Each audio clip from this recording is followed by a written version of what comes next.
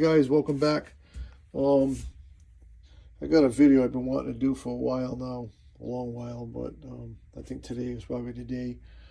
I want to talk about these EOTs from MACRail.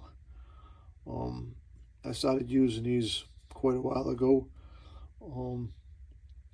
They're nice for operating sessions.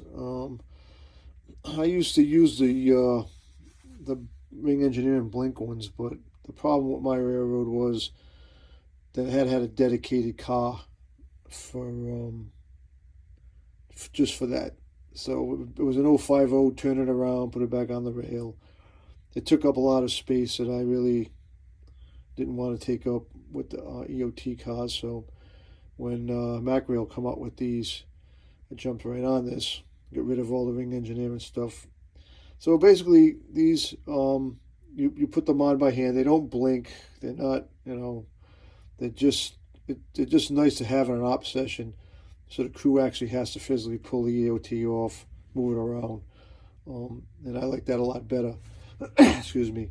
So the first ones I got were big. I don't know if you can see his first version of them. Actually, I'll take it right out of here so you can see it.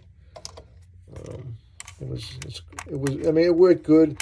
I had number 5 KD couplers, and they fit in there good.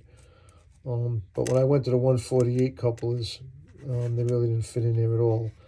But you look the two of them side by side, and and there's a big difference. It's almost half the size, which to me, the 2.0 version is way more prototypical for HO scale than the first version. I gave the ones I had of the older ones to a friend of mine, and he was an O-scaler, and I told him to put them on the back of his cars and take some pictures of them. And the older version, which I believe he still makes, are really good for O-scale.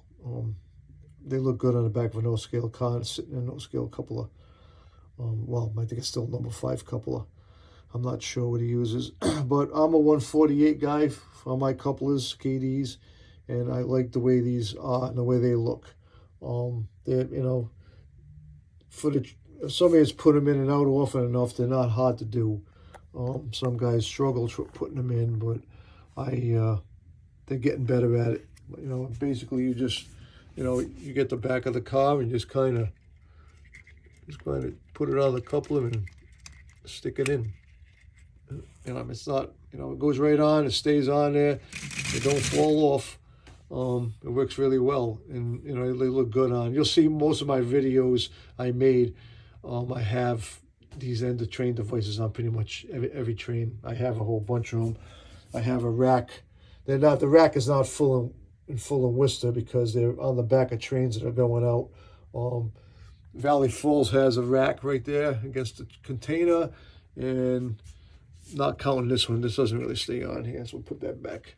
PR2 for next week is already, that's got one on the back of that ready to go, and there's ones over there ready to go. The reason why I put them on before the op session is because there's a lot going on this area, the layout over here, and the last thing I need is people coming over here putting EOTs on. So they're already on the train. They just gotta, get their engines, get going, then they handle it on their own.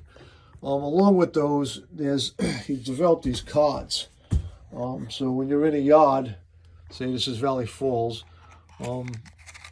just to kind of make it a little more prototypical, you would put the EOT on, you get the train air up and ready to go, and then you would come over and pull a card, and they would tell you the EOT device origin card, which is the yard.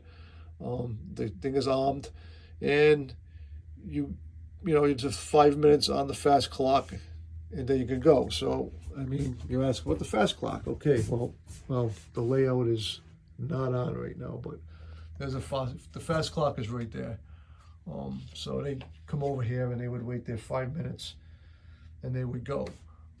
These cards are random. There's other cards that are mixed in with them. Let's see if I can find one here. Yep, there's one right here. So you might get this one here. So it's not armed. So you know, if you want to call it a penalty, the penalty is that you're going to wait 15 minutes on the fast clock before you can depart. So it's, you know, it's pretty nice. It kind of makes the op session a little more realistic. I have a box down here in Worcester Yard, and then we have the en route cards. I picked this spot over here because it was easier. It's at the Helix. So when they come by here with their train, as they go, when the EOT car goes by, they'll pull a card, and it's got an RF failure. So you got to stop. You know, you got to proceed to speed. At the next station, you're going to replace the EOT and a 10-minute delay. There's no station, so I mean, pretty much we just kind of stop the train, wait the 10 minutes, and then they go again. So we don't take the EOT off and put a new EOT on. It's a little bit, you know, it's a little bit much, but we get, you know, it's at a point, it slows things down. It just gives them another step that they got to deal with. And again, these cards are random. They're not, you know, it's not always the same thing. It's kind of like the defect detector. I'm talking about that. That thing died. I lost the audio on it for some reason. I don't know why, but I'm hoping really somebody comes up with another one because nobody else has any. But that's another day. So anyway, I've been wanting to do something about the ring engineering. I mean, not the ring, I'm sorry, the MACRail EOTs that I use. We have a good time with them. Everybody knows how to use them here that operates. I don't have any trouble with anybody. Every now and then, a train will come back in the hour without the EOT, and it's probably laying on the ground somewhere where they were working. They just kind of forgot about it. Mostly new guys, but the seasoned guys, they know that they got to run and they got to put these EOTs on. So I mean, that's pretty much it. I mean, I like them the way they look. They're the right size, and they're kind of fun, and it just adds another level into the operating session. So anyway, that's it. Have a good day. I'll talk to you next time.